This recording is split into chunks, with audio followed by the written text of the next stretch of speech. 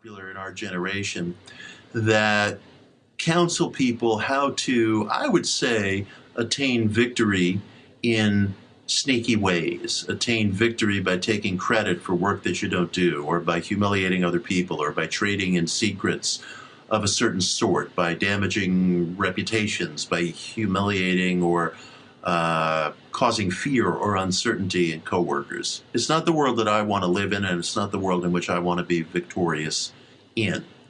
I believe that The Art of War, while, truth be told, it is a ruthless book. It is a guide to victory. It is a book that does not make any bones about what its ultimate aims are. But I do think, and I hope to bring out with clarity during our time this evening, that The Art of War is also a book, both on an epic scale and on an intimate scale, that dictates a kind of victory with honor. It's not a book of aggression.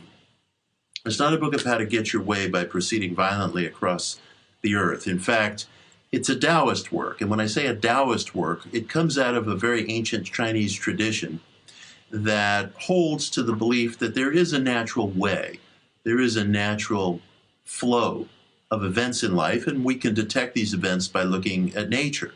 And if you look at the way nature functions and make a study of nature, you'll see, as The Art of War points out, that there's no spite in nature.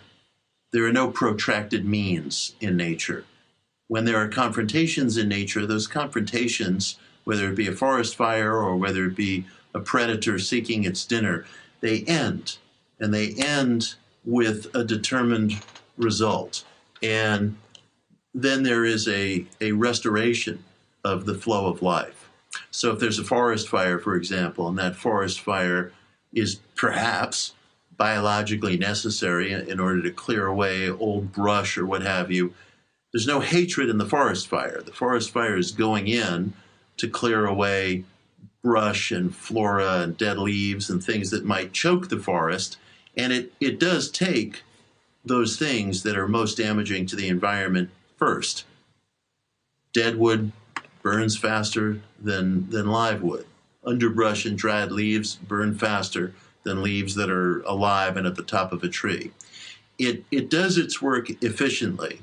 It seeks to restore a kind of homeostasis to the forest, and then there's a return to a kind of normalcy.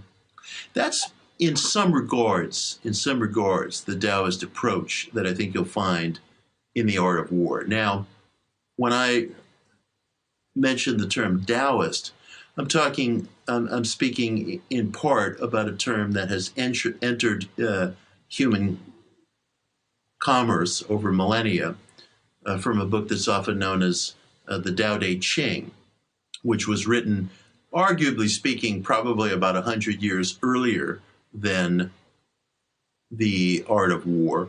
And probably, and these terms are very loose, as I'll get to in a moment. These dates are elusive, as I'll get to in a moment, but probably the Tao Te Ching was written in the neighborhood of the early 6th century BC by a figure that's semi-legendary known as Lao Tzu. Arguably, about 100 years later, an offshoot of the Tao Te Ching appeared, which is The Art of War, written by another semi-legendary figure named Sun Tzu, or Master Sun. Sun Tzu was reputed to be a general in the Zhou dynasty army, and according to some records, he's thought to have lived between 544 and 496 BC. Oh, I'm going to ask people to mute themselves if they wouldn't mind, because sometimes I'll get voices, and you don't want to hear me, eavesdropping on your shopping list or whatever. So, thank you. So Sun Tzu, Master Tzu, who was a general in the Zhou dynasty army, possibly lived between 544 and 496 BC.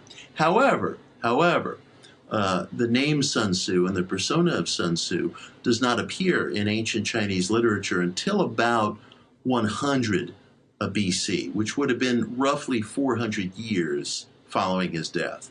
So the simple fact is, we don't really know